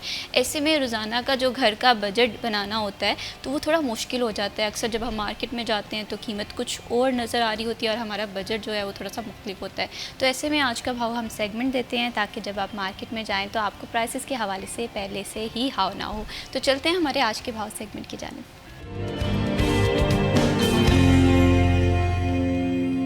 फसी नकवी हमारे साथ मौजूद हैं। जी फसी नकवी, बताइएगा कि आज मार्केट में क्या सिचुएशन देख रहे हैं फलों और सब्जियों की कीमत को लेकर। जी बिल्कुल, फैसलाबाद मार्केट कमेटी की जानिब से बरोज़ पीर की रेट लिस्ट जारी कर दी गई है और सबसे पहले देखा जाए तो ब्रायलर मुर्गी का गोश्त 22 रुपये इजाफे के बाद 482 से 504 रुपये हो चुका है, जबकि अंडे फार्म में अपनी साबका कीमत 347 रुपये फ़ी दर्जन पर कायम है। आलू कच्चा छिलका साबका कीमत 80 रुपये फ़ी किलो पर कायम है और इसी तरह प्याज साबका कीमत 130 रुपये फ़ी किलो पर बरकरार है। टमाटर साबका कीमत 70 रुपये फ़ी किलो पर कायम है। अदरक चाइना साबका कीमत 470 रुपये फ़ी किलो पर कायम है, जबकि लहसुन हरनाई साबका कीमत 270 रुपये फ़ी किलो पर कायम है। सब्ज़ी मिर्च बगैर रद्दोबदल के 70 रुपये फ़ी किलो पर कायम है, जबकि फूल गोभी साबका कीमत 30 रुपये फ़ी किलो पर कायम है। बंद गोभी 150 रुपये, घिया कद्दू 55 रुपये अपनी साबका कीमत पर कायम है। बैंगन साबका कीमत 40 रुपये फ़ी किलो पर बरकरार है, जबकि मटर साबका कीमत 260 रुपये फ़ी किलो पर कायम है। शिमला मिर्च 240 और इसी तरह भिंडी तोरी 100 रुपये फ़ी किलो पर बरकरार है। फलों में देखा जाए तो सेब काला कुल्लू 310 रुपये अपनी साबका कीमत पर कायम है, जबकि केला भी बगैर रद्दोबदल के 120 रुपये फ़ी दर्जन पर कायम है। जापानी फल साबका कीमत 210 रुपये फ़ी किलो पर कायम है और इसी तरह अनार बदाना 550 रुपये फ़ी किलो पर बरकरार है। और संगाड़े की तरफ देखा जाए तो 110 रुपये फ़ी किलो पर कायम है। देखा जाए तो फलों और सब्जियों की कीमतों में रद्दोबदल रिकॉर्ड हुआ है, जबकि ब्रायलर मुर्गी की गोश्त की कीमत में इजाफा देखने को मिला है। जी बहुत शुक्रिया फसी नकवी तफसीलात से आगाह करने के लिए। जी बढ़ाते हैं प्रोग्राम को आगे और अब फैसलाबाद के हवाले से बात करते हैं। हमारा प्यारा शहर है और शहर के मसाइल दिन ब दिन हमें बढ़ते हुए भी दिखाई देते हैं, लेकिन कुछ मसाइल जो है हमें इस पर हम देखते हैं कि हुकूमत बड़ा स्ट्रॉन्ग मौक़िफ़ रखती है, वो इलेक्ट्रो बसेस की सूरत में हो। लेकिन फैसलाबाद में अभी सियासी गहमा गहमी अरूज पे है। फैसलाबाद के 5 हल्कों में ज़िमनी इंतखाबात की तैयारियाँ जो हैं वो ज़ोर शोर से जारी हैं। कौन सा उम्मीदवार कितनी ताकत रखता है, यानी 104 से कौन जीतेगा, PP 115 के उम्मीदवार कितने ताकतवर हैं, इस पर हम बात करेंगे जी। और इस पर बात करने के लिए हमें प्रोग्राम में ज्वाइन किया है सिटी 41 के ब्यूरो चीफ जनाब ज़फ़र डोगर साहब ने। फैसलाबाद के मसाइल के हवाले से आवाज़ बुलंद करना हो, फैसलाबाद के मसाइल को उजागर करने के हवाले से बड़ा इंपॉर्टेंट रोल प्ले करते हैं। सहाफ़त की दुनिया का एक बड़ा नाम है जी। आइए खुशामदीद कहते हैं। अस्सलाम वालेकुम। वालेकुम अस्सलाम। अल्हम्दुलिल्लाह बिल्कुल ठीक, आप सुनाइए। अल्हम्दुलिल्लाह मैं बिल्कुल ठीक हूँ, बहुत शुक्रिया आपने प्रोग्राम में वक्त दिया जी। सर ये बताएं कि हम फैसलाबाद में सियासी गहमा गहमी अरूज पे देख रहे हैं, 5 हल्के हैं और बड़े इंपॉर्टेंट हल्के हैं। कैसी तैयारियां देख रहे हैं इलेक्शन कैंपेन की, कौन सा उम्मीदवार कितना ताकतवर नज़र आ रहा है आपको? जी बिल्कुल, 22 नवंबर को मेरे ख्याल इलेक्शन हो रहे हैं और ज़बरदस्त तैयारियां हैं। मुस्लिम लीग नून के उम्मीदवारों को बरतरी हासिल है, क्योंकि इस वक्त PTI ने तो बाइकाट किया हुआ है और बाकी मुख्तलिफ हलकों में कुछ में मुकाबला है। और ये पहले हम बात कर रहे थे कि किस किस हलके में इलेक्शन हो रहे हैं। बिल्कुल सर। तो इलेक्शन जो हो रहे हैं वो एक तो PP 98 है, जहां आज़ाद अली तबस्सुम मुस्लिम लीग नून के उम्मीदवार हैं, उनके मुकाबले में अजमल चीमा हैं और एक वसीमुल हक चट्ठा, दोनों आज़ाद उम्मीदवार हैं। दोनों के अपने अपने इलाके में से है। अजमल चीमा तो MPA भी रहे, वज़ीर भी रहे, और आज़ाद अली तबस्सुम भी MPA रहे। लेकिन इस हल्के के एक उम्मीदवार, बल्कि MPA जो थे साबिक, जुनेद अफजल शाही, उन्होंने सरेंडर कर दिया। उनको सज़ा हुई थी 9 मई मुकदमे में, और ज़्यादा नहीं, 10 साल नहीं थी, 3 साल कैद हुई थी। उन्होंने गिरफ्तारी पेश कर दी और फिर वो हाई कोर्ट चले गए। बिल्कुल सही। आज उम्मीद है आज उनका केस लगेगा और अगर केस लगा तो अदालत रिलीफ दे सकती है उन्हें। सही। और एक मिसाल मौजूद है पहले, बिल्कुल सही। अगर ये भी मुमकिन है कि आज अदालत इस हल्के में इलेक्शन रोक दे। सही। ये एक बहुत बड़ी खबर आ सकती सामने कि PP 98 में इलेक्शन रोक दिया गया। ठीक है। मुमकिन है एन। और इसी तरह NA 104 है, ये जिस हलके में हम बैठे हैं, राजा रियाज के बेटे राजा दानियाल मुस्लिम लीग नून की तरफ से इलेक्शन लड़ रहे हैं। उनके मुकाबले में एक राना अदनान अहमद हैं, वो आज़ाद उम्मीदवार हैं। तो बाकी भी कुछ लोग हैं, लेकिन यही इनके दरमियान मुकाबले की तवक्को है। ये हल्का साहबजादा हामिद रज़ा जो है सुन्नी इत्तेहाद कौंसिल के चेयरमैन, उनकी नाअहली की वजह से खाली हुआ था। उन्हें भी सज़ा हुई थी 9 मई मुकदमे में। और दिलचस्प बात यह है कि उन्होंने भी सरेंडर कर दिया। सही। और अब वो भी हाई कोर्ट जा रहे हैं, तो ऐन मुमकिन है कि इस हल्के में इलेक्शन रुक जाए। सही। तो बाकी जो 3 हल्के हैं उनमें से अभी कोई किसी उम्मीदवार ने, किसी साबिक MP या MNA ने सरेंडर नहीं किया, क्योंकि रिलीफ लेने के लिए, अपील करने के लिए पहले आप गिरफ्तारी देते हैं, बिल्कुल इसी तरह से फिर अपील करते हैं। तो इन 2 उम्मीदवारों, इन 2 साबिक, एक MP एक MNA, इन्होंने गिरफ्तारी दे दी है, जबकि 3 जो हैं वहाँ से कोई गिरफ्तारी नहीं दी गई। इसलिए जो PP 115, PP 116 और NA 96 जड़ावाला, वहाँ इलेक्शन हो रहे हैं। सही। जब भी अगर हम ज़िमनी इलेक्शन के हवाले से बात करते हैं तो हम अक्सर ये बात देखते हैं कि ये हमें वन साइडेड इलेक्शंस नज़र आते हैं। तो सर आपको भी क्या ये इलेक्शन वन साइडेड नज़र आ रहे हैं, या आज़ाद उम्मीदवार जो हैं वो टफ़ टाइम दे सकते हैं मुस्लिम लीग नून को? देखिए, कुछ उम्मीदवार ऐसे हैं जिनको अगर तो PTI बाइकाट ना करते फिर तो कह सकते थे कि आज़ाद उम्मीदवार किसी न किसी उम्मीदवार की हमायत कर देते। बिल्कुल इसी तरह से। फिर तो हम कह सकते थे कि वो इलेक्शन बन जाएगा, कि आज़ाद ही सही लेकिन किसी एक जमात की हमायत हासिल है और उनके नौजवान, यूथ और बाकी सारे वोटर निकलें, पोलिंग स्टेशन तक जाएं और वो किसी को कामयाब करा दें। अब ना सिर्फ ये कि उन्होंने बाइकाट किया है इलेक्शन का, बल्कि वो पोस्टर्स लगा रहे हैं, पोस्टें लगा रहे हैं सोशल मीडिया पे, डिजिटल मीडिया पे, वो अपील कर रहे हैं कि बाइकाट है, आप पोलिंग स्टेशनों पे ना जाएं। तो ऐसी सूरत हाल में तो मुझे बिल्कुल नहीं लगता कि कोई आज़ाद उम्मीदवार जीत सकेगा, ख़ास तौर पे जहां उनकी जमात उनको रोक रही है। हाँ, एक हल्का है NA 96 जड़ावाला, सही। वहाँ भी इस वक्त बड़े अहम धड़ों ने जो वज़ीर ममलकत बराए दाखिला तलाल चौधरी हैं, उनके भाई बिलाल चौधरी की हमायत कर दी है। सही।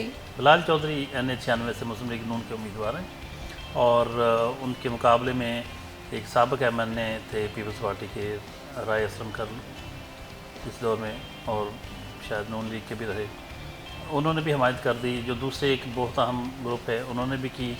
अब लेकिन इसके बावजूद जड़ावाला में, अच्छा, एक और चौधरी ज़हीरुद्दीन और अली अख्तर, उन्होंने भी हमायत कर दी। तो पोजीशन तो बड़ी मजबूत बिल्कुल इसी तरह चौधरी की होती, लेकिन फिर भी उनके मुकाबले में जो पॉलिटिशियन हैं वो एक बड़े जहांदीदा सियासतदान हैं, नवाब शेर वसी। सही। वो कई दफ़ा MNA रह चुके हैं, इसलिए मैं नहीं समझता कि वो मुकाबला इतना आसान हो। ठीक है। वहाँ कंपटीशन, वहाँ हो मुकाबला सकता है, हो सकता है। और अब आ जाए शहर के 2 सूबाई हल्के, PP 115, PP 116। बिल्कुल। PP 115 में एक मलिक असगर साहब हैं, आज़ाद उम्मीदवार, वो जो मुस्लिम लीग नून के उम्मीदवार हैं मियाँ ताहिर जमील, उनके मुकाबले में वो इलेक्शन लड़ रहे हैं। मियाँ ताहिर जमील एक बड़े मजबूत उम्मीदवार हैं। बिल्कुल इसी तरह से। गुज़श्ता इलेक्शन में वो हार गए थे, लेकिन वो एक वेव में हारे थे, PTI की वेव जैसे बिल्कुल चल जाती इसी है ना, तरह तो से उसमें हार गया। अदरवाइज़ वो पहले बड़े मजबूत अपने हल्के में तस्वर किए जाते हैं, और इस वक्त भी मियाँ ताहिर जमील की पोजीशन बहुत मजबूत है। सही। इसलिए मैं नहीं समझता कि वहाँ किसी किस्म का उनको ख़तरा हो सकता है। और PP 116, यहाँ एक बड़ी मजबूत सियासी शख्सियत के फर्जंद इलेक्शन लड़ रहे हैं, राना सनाउल्लाह खान, जो वफाकी वज़ीर हैं, बिल्कुल। मुस्लिम लीग नून पंजाब के सदर हैं, उनके साहबजादे, उनके दामाद जो उनके बेटे की तरह हैं, राना अहमद शहरियार, जी वो उम्मीदवार हैं और बड़े ज़बरदस्त उम्मीदवार हैं। उनका मुकाबला अलबत्ता एक ऐसे शख्स से है जो पीपल्स पार्टी की तरफ से एमपी रह चुके हैं, ठीक है। स्टूडेंट लीडर हैं, रहे हैं, और अब अलबत्ता वो आज़ाद हैसियत से लड़ रहे हैं, सही। मलक असगर अली कैसर। तो यहाँ मतलब मलक असगर अली कैसर बहुत पुरुम्मीद हैं कि उनको मलक बरादरी का वोट पड़ जाएगा। उनको वो समझते हैं कि शायद पीटीए का भी वोट बैंक सही। उनको पड़ जाएगा, लेकिन राना अहमद शहरियार अपनी जगह और उनके हामी बहुत पुरुम्मीद हैं कि दूर दूर तक उनका कोई मुकाबला ही नहीं। सो ये 5 हलकों का सही, बहुत एक, इंपॉर्टेंट 5 हल्के हैं जी। और इसमें सर एक और भी सिचुएशन हम देख रहे हैं कि अगर हम जनरल इलेक्शन लास्ट टाइम के हवाले से बात करें तो हमने देखा कि इससे पहले मुस्लिम लीग नून का फैसलाबाद गढ़ समझा जाता था, लेकिन इन 5 बड़े हल्कों में मुस्लिम लीग नून हमें उस तरह से इंपॉर्टेंट या हाईलाइटेड नहीं नज़र आई। अगर अब ये 5 हल्कों में मुस्लिम लीग नून जीत जाती है तो आइंदा आने वाले जो जनरल इलेक्शन है उसकी डायरेक्शन का भी कहीं ना कहीं हम अंदाज़ा लगा सकते हैं कि हवा का रुख किस तरफ है। ज़िमनी इंतखाबात, अभी जो आने वाले इंतखाबात हैं पहले तो ये देखना होगा कब होंगे। अभी तो 3.5 साल बिल्कुल इसी तरह से। तो इसलिए अभी से कुछ इसका तयन करना बड़ा मुश्किल है कि हवा का रुख उस वक्त क्या होगा। लेकिन ये ज़रूर है कि ज़िमनी इंतखाबात में मुस्लिम लीग नून के उम्मीदवार जीतने का मतलब ये होगा कि ये हुकूमत चलेगी। सही। मतलब जो मुख्तलिफ अफवाहें गर्दिश करती रहती हैं, मुख्तलिफ किस्म के तबसरे होते रहते हैं कि पता नहीं सेटअप जाने वाला है और बिल्कुल इसी तरह से। लेकिन वो पता नहीं कब जाएगा, लेकिन टेक्निकली और टैक्टिकली ये मजबूत हो जाएंगे और उनके पास और ताकत आ जाएगी। और हालांकि इनको वैसे मौजूदा जो गवर्नमेंट है पंजाब की, इनको इन हलकों में किसी MPA MNA की जीत की ज़रूरत नहीं थी। वो उनके पास नंबर गेम जो पूरी है। सही, बिल्कुल। लेकिन एक अखलाकी बर्तरी होती है, एक सही, सियासी बिल्कुल इसी बर्तरी तरह आपको से। मिलती है। आप ये क्लेम कर सकते हैं कि जी अवाम ने हमें दोबारा से मैंडेट दे दिया, बिल्कुल इसी तरह से। हमारी पॉलिसियों से अवाम खुश हैं, इसीलिए हमारे उम्मीदवार जीत गए। तो ये एक सपोर्ट जो मिलती है बिल्कुल इसी वो तरह मौजूदा से। रजीम को मिलेगी इससे। इसलिए इन इंतखाबात की जीत, इनकी अहमियत बहुत ज़्यादा है, क्योंकि अगर इनमें से नून लीग हार जाती है तो उसका मतलब ये होगा कि गवर्नमेंट ने, अवाम ने गवर्नमेंट की पॉलिसियाँ बिल्कुल मुस्तरद कर दी। बिल्कुल इसी तरह से। इसलिए इनकी ये जो सियासी अहमियत होती है ये बहुत ज़्यादा होता है। बिल्कुल इसी तरह से, बिल्कुल इसी तरह से। अब देखना ये है कि जी इन 5 हल्कों में कौन ज़्यादा हमें हाईलाइटेड या प्रोमिनेंट नज़र आता है। सर ये भी बताइएगा कि अगर हम मौजूदा ज़िमनी इलेक्शन के वक्त के हवाले से बात करें, इस वक्त फैसलाबाद में बहुत डेवलपमेंट आ गई है। आपने देखा इलेक्ट्रो बसेज़ आ गई हैं, रोड इंफ्रास्ट्रक्चर्स पे पैच वर्क होना शुरू हो गया है, हमारे जितने भी फ्लाई ओवर्स हैं या हम इनवल्टी पुल के हवाले से बात करें वहाँ पर काम होता हुआ हमें दिखाई दे रहा है। तो ऐसे में आवाम जो है इसका जो रुझान है ये मुस्लिम लीग नून की तरफ जाएगा या नहीं जाएगा या टफ टाइम होगा, इस पर फर्दर भी बात करेंगे जी। वक्त है ब्रेक का, स्टे विद अस।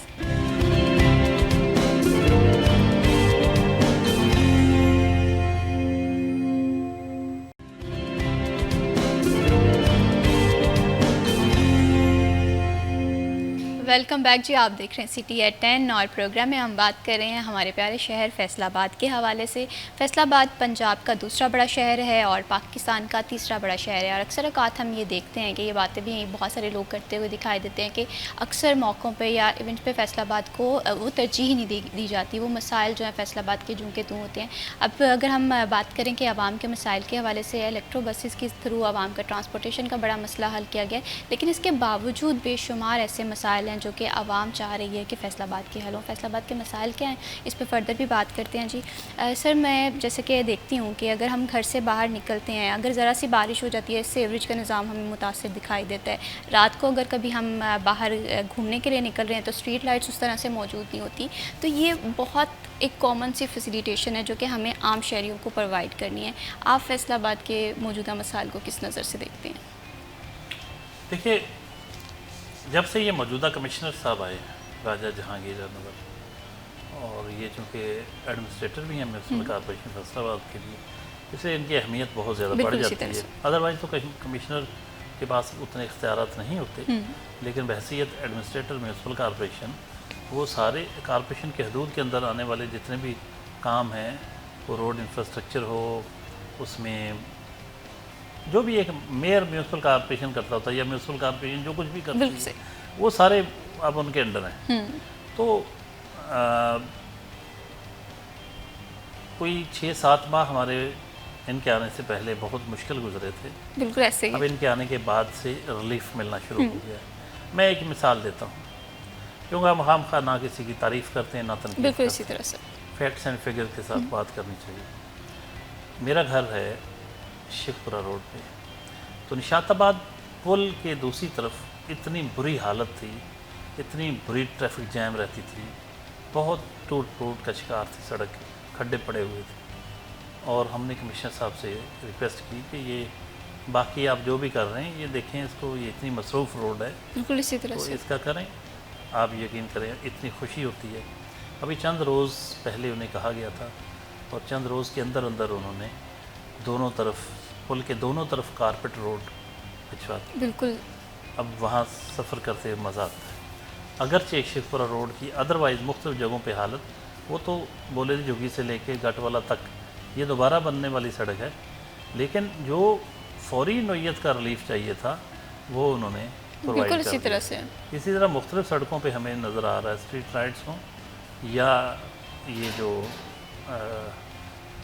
सिग्नल्स होते हैं ट्रैफिक सिग्नल, और जो रिपेयर वर्क, पैच वर्क, बिल्कुल इसी तरह अभी से। जेल रोड आप देख रहे हैं बहुत ज़बरदस्त हो चुकी है। बिल्कुल इसी तरह से। इस तरह मुख्तलिफ शाहराहों पे अब वो काम करते हुए नज़र आ रहे हैं और पैच वर्क हो रहा है।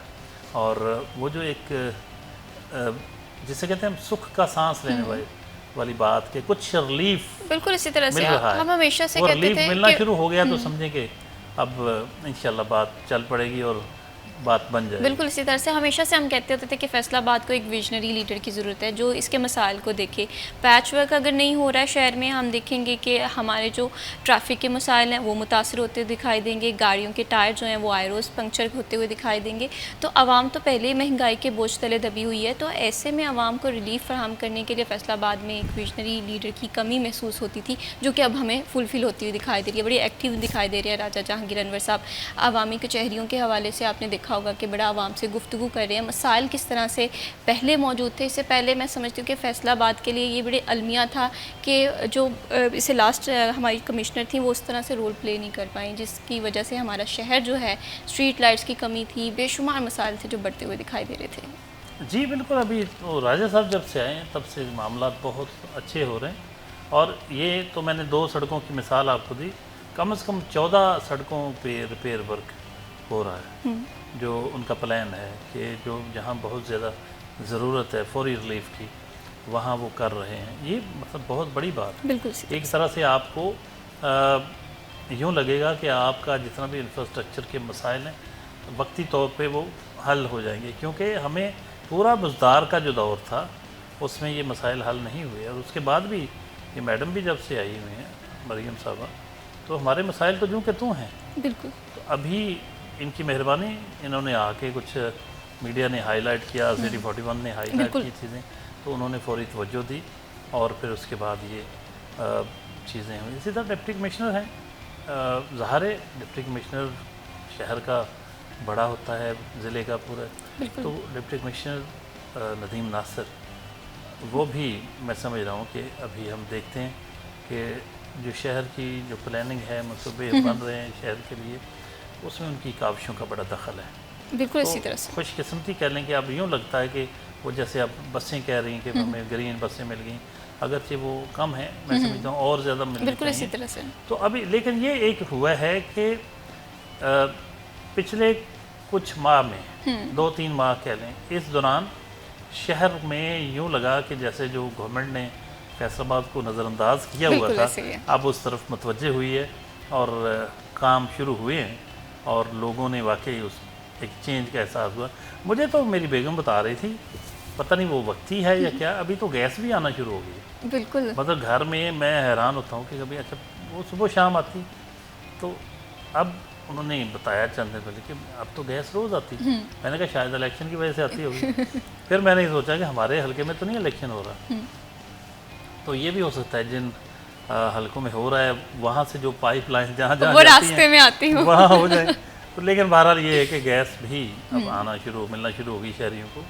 तो उम्मीद रखनी चाहिए कि इंशाल्लाह अच्छा वक्त बिल्कुल इसी तरह से, और कहते हैं कि उम्मीद पे दुनिया कायम है। जितना ज़्यादा हम पॉजिटिव सोचेंगे उतनी ज़्यादा चेंजेस और तब्दीलियाँ हमें हमारी सराउंडिंग में नज़र आएंगी। सर इसके साथ साथ जैसे हमने बताया कि ट्रांसपोर्टेशन का बड़ा मसला था, लेकिन ट्रांसपोर्टेशन के साथ साथ ये भी अब कहा जा रहा है कि फैसलाबाद को मेट्रो बसेस जो हैं वो मिलेंगी। तो मुझे तो लगता है कि फैसलाबाद के शहरियों की जो किस्मत है वो अब संवरने लगी है। तो कब तक आप ये तमाम डेवलपमेंट के प्रोजेक्ट्स देख सकते हैं कि हमें मिलेंगे फैसलाबाद को?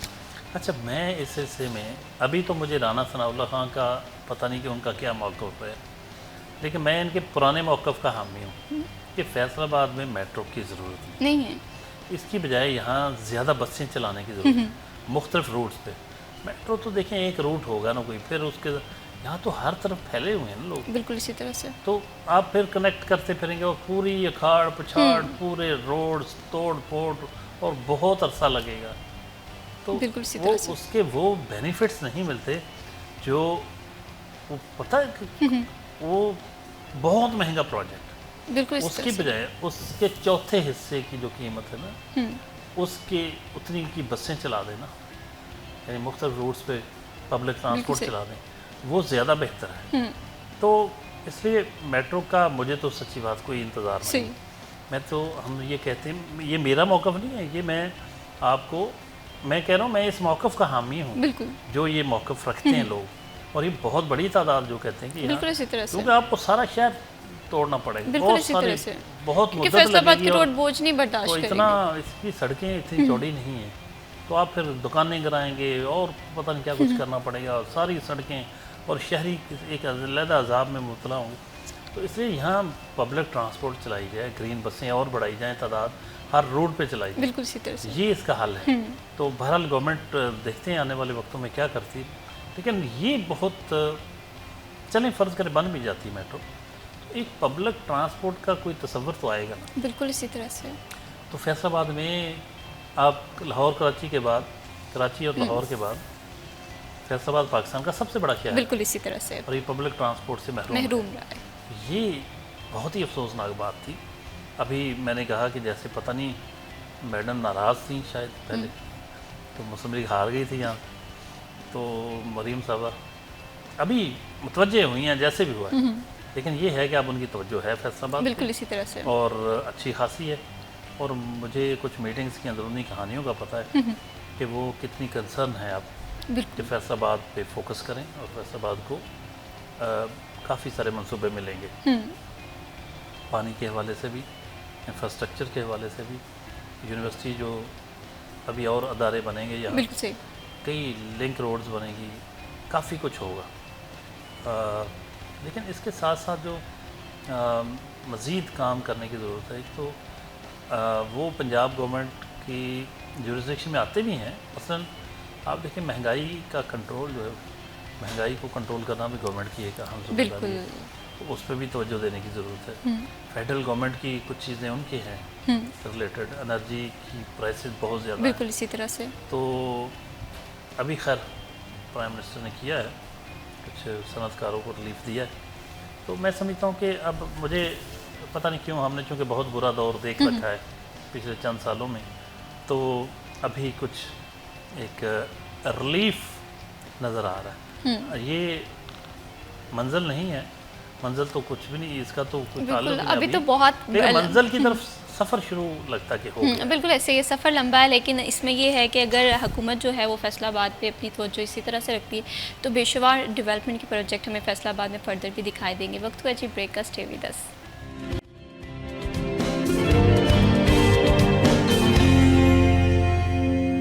सिटी एट 10 में खुशामदीद जी। बढ़ाते हैं प्रोग्राम को आगे और अब बात करते हैं सालगिरह के दिन के हवाले से। बड़ा इंपॉर्टेंट और बड़ा ख़ास दिन होता है, और आपकी ज़िंदगी का इंपॉर्टेंट दिन हमारे लिए भी उतना इंपॉर्टेंट होता है। आपकी सालगिरह को शामिल कर सकते हैं हम सिटी एट 10 में। तो इस हवाले से बर्थडे के लिए आपकी जो भी पिक्चर्स या वीडियो हमें व्हाट्सअप करें, हम शामिल करेंगे आपकी सालगिरह को सिटी एट 10 में।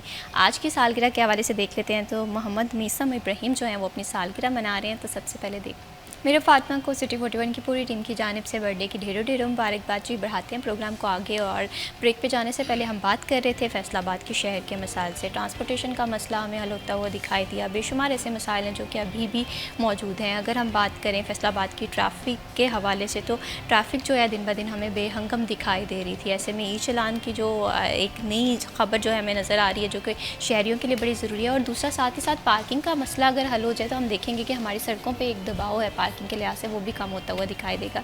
ज़फ़र डोगर साहब, आपसे मैं ये जानना चाहती हूँ, सबसे पहले हम पार्किंग के हवाले से एक ओवरव्यू देख लें तो 10 साल हो गए हैं फैसलाबाद में हमें यही ख़बरें गर्दिश करती हुई दिखाई देती हैं, या हम यही बातें सुनाई देती हैं हमें हर साल बजट जब भी पेश किया जाता है कि फैसलाबाद को इस साल पार्किंग प्लाज़ा मिल जाएगा, पार्किंग प्लाज़ा अगस्त में कम्प्लीट हो जाएगा, पार्किंग प्लाज़ा दिसंबर में कम्प्लीट हो जाएगा। लेकिन हमारा ये अलमिया है कि हमें पार्किंग प्लाज़ा नहीं मिल रहा है। तो आप इस इशू को किस तरह से देखते हैं? क्या ये एक कितना इम्पोर्टेंट इशू नहीं है हुकूमत की नज़र में जिसे तरजीहात में शामिल किया जाए? जी बिल्कुल शामिल होना चाहिए, और शामिल था। अभी पता नहीं फंड्स क्यों नहीं मिल रहे। ये पार्किंग प्लाज़ा तो इसके बगैर तो गुजारा ही नहीं, क्योंकि जितनी भी 8 बाज़ारों की पार्किंग है, मैं नहीं समझता कि सारे के सारे वहीं जाएंगे पार्किंग के लिए। लेकिन बहुत सारा एक बोझ वो शेयर होगा, उससे बहुत रिलीफ मिलेगा। काफ़ी बड़ा रकबा है उस पार्किंग प्लाज़ा का। यही तो वो बात है जिस पे आके हमें गुस्सा आता है कि यार इतना बड़ा शहर है, इतना रेवेन्यू देता है, मंसूबे बनते हैं, खबरें चल जाती हैं, और उसके बाद वो मंसूबे कहीं अटक जाते हैं, फंड्स कहीं रास्ते में रह जाते हैं। बिल्कुल ऐसी। तो ऐसा होना नहीं चाहिए, और गवर्नमेंट को फैसलाबाद की तरफ तवज्जो देने की फौरी ज़रूरत है। वरना जो अभी आप कह रही थी कि अगले इलेक्शन में क्या मौजूदा इंतखाबात के जो नताइज आएंगे ज़िमनी इलेक्शन के, उसका कोई असर पड़ेगा? बिल्कुल सही। उसका असर पड़े या ना पड़े, लेकिन जो फैसलाबाद के मसाइल हैं अगर वो हल ना हुए तो उसका असर तो बहुत पड़ेगा। बिल्कुल इसी तरह क्योंकि से। फैसलाबाद के मसाइल बहुत बड़े हुए हैं, उसकी एक तवील फहरिस्त है, हम मुख्तलिफ बिल्कुल इसी प्रोग्रामों तरह में इसका जिक्र करते रहते हैं। अभी जो एक थोड़ा सा रिलीफ मिलना शुरू हुआ है, इसका मतलब ये हरगिज़ नहीं है कि हमारे मसाइल हल हो गए हैं।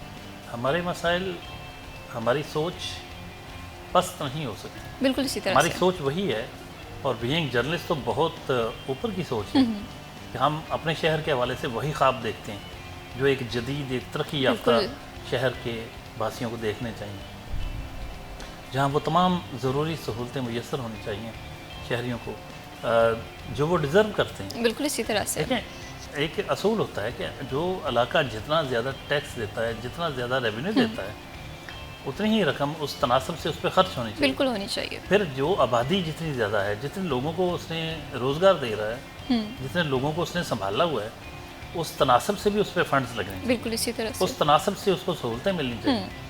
लेकिन यही वो पॉइंट है जो हमें तकलीफ़ देता है बैसियत फैसलाबादी, कि फैसलाबाद को उसकी आबादी के तनासब से, बिल्कुल इसी तरह से। फैसलाबाद को उसकी अहमियत के लिहाज से उसको, और फैसलाबाद में रोज़गार के लिए बाहर से आने वाले लोगों की जितनी तादाद है, उसके तनासब से फंड्स नहीं मिलते। बिल्कुल इसी तरह से। और कोई मंसूबे उस तरह के नहीं बनते।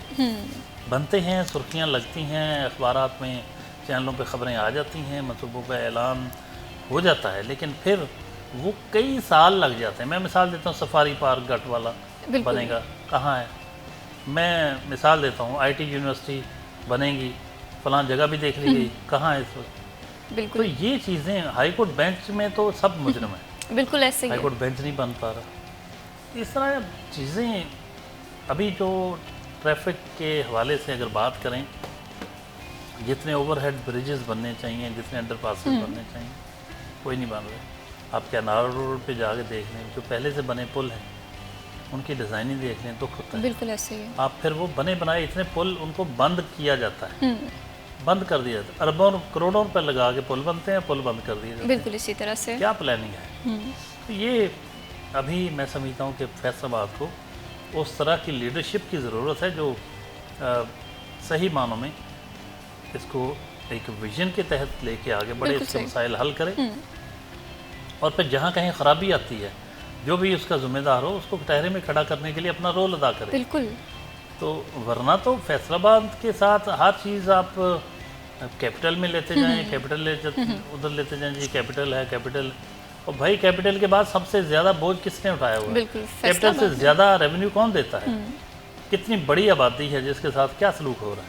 बिल्कुल इसी तो तरह ये से। हमारी पॉलिटिकल लीडरशिप का ज़्यादा कसूर है, जिसको ओनरशिप लेनी चाहिए शहर की, और वो नहीं ले रहे। बिल्कुल इसी तरह से। तो अभी ये जो 5 अरकान अगर यहाँ से मुंतखब होते हैं तो असल में केस लड़ने का हौसला किसी किसी के पास होता है। तो अपनी सियासी लीडरशिप के आगे अपने अपने हलके की बात तो कर लेते हैं सारे। बिल्कुल फैसलाबाद के इज्तमाही मफाद के लिए उस पर बात करना कि जो ओवरऑल सारे फैसलाबाद को फ़ायदा पहुंचाए जो चीज़, उसके लिए बहुत कम रोल अदा करते हैं। उसकी वजह ये, वो कहते हैं यार जो मौका मिलता है ना अपने हलके के लिए ले बिल्कुल लो ऐसे ही बस। है। तो अपने हलके के लिए भाई वो तो अंदरूनी सड़कें वो तो बिल्कुल चले। ऐसे जो ही है। ओवरऑल हमें हॉस्पिटल्स की ज़रूरत है, जो ओवरऑल हमें हाई कोर्ट बेंच की ज़रूरत है, ज़रूरत जो है। हमें बड़ी सड़कों की ज़रूरत है, अंडर पासिस की ज़रूरत, ओवरहेड ब्रिजेस की ज़रूरत है, हमें एक जदीद सिस्टम चाहिए, ट्रैफिक इंजीनियर बिल्कुल चाहिए। Traffic engineer. टीपा को ताले खुलवाए जाएं, जो ताले लगे हुए हैं टीपा के दफ्तर को, traffic engineering and planning agency जो है। तो मतलब एक बड़ा शहर, एक इंटरनेशनल एयरपोर्ट यहाँ और आना बिल्कुल इसी चाहिए तरह बड़ा। से। तो चीज़ें यूँ लगता है कि वैसे जो हमारा होता था फैसलाबाद के हवाले से कि एक बड़ा गांव है, तो अभी तक वो उससे बाहर नहीं आ रहे लोग मेंटली भी। हमारी सियासी लीडरशिप भी अपने आप को उस बड़े गांवों के कॉन्सेप्ट से बाहर नहीं निकाल बिल्कुल सकती। इसी तरह से जिद्दत नहीं आ रही है, जिद्दत बहुत तो ज़रूरी है। हालांकि देखें ना, और इसके बाद क्या रह जाता है कि पाकिस्तान के जितने भी शहर हैं उनमें से तीसरे नंबर पे तीसरा बड़ा शहर है। बिल्कुल इसी तरह से। और क्या लेना है, और क्या कितना आपको कितना इसकी आबादी नंबर 1 पे आएगा तो फिर इसको वो फंड्स मिलेंगे। भाई रेवेन्यू तो नंबर 1 पे दे रहा है ना बिल्कुल इसी पंजाब तरह में। से। तो ये एक हमारा मुस्तकिल गिला है अपनी पॉलिटिकल लीडरशिप से, क्योंकि जो ब्यूरोक्रेट्स होती हैं ना उनकी लिमिटेशंस होती हैं। बिल्कुल इसी तरह से। वो तो ज़ाहिर है एक हद से ज़्यादा वो नहीं लड़ सकते। वो तो जो सियासी क़यादत होती है, जो आपकी सीएम होता है या वहाँ के चीफ सेक्रेटरी, जो प्लानिंग एंड डेवलपमेंट बोर्ड होता है, वहाँ जब केस जाते हैं वो यहाँ तो हर को अपने अपने एक लेवल पे। फिर ये ब्यूरोक्रेट जो होते हैं ये कुछ सालों के लिए आना होता है। अब तो आपको बिल्कुल पता इसी तरह जितनी से। तेज़ी से इनके तबादले होते हैं ये भी नहीं पता होता सालों के लिए है कि महीनों महीनों के लिए या तो हफ्तों फिर के वो लिए। हफ्तों तो प्लानिंग में वो उनको दिलचस्पी कितनी ज़्यादा हो सकती है। असल दिलचस्पी यहाँ की सियासी लीडरशिप को बिल्कुल इसी तरह से। और वो उसका फुकदान नज़र आता है। तो यही हमारा सबसे बड़ा मसला है कि पॉलिटिकल, हाँ राना सनाउल्लाह खान ने काम करवाए थे जो उस वक्त के डिप्टी बिल्कुल इसी कमिश्नर। तरह से जब चीज़ें हम प्लानिंग के तहत लेकर चलेंगे तो बेशुमार ऐसी मसाइल हैं। अगर वसाइल की कमी भी होती है लेकिन प्रॉपरली चीज़ें प्लान कर कर लेकर चलते हैं तो बहुत सारी चीज़ें ऑर्गेनाइज रहती हैं। वक्त हुआ जी ब्रेक का, स्टे विद अस।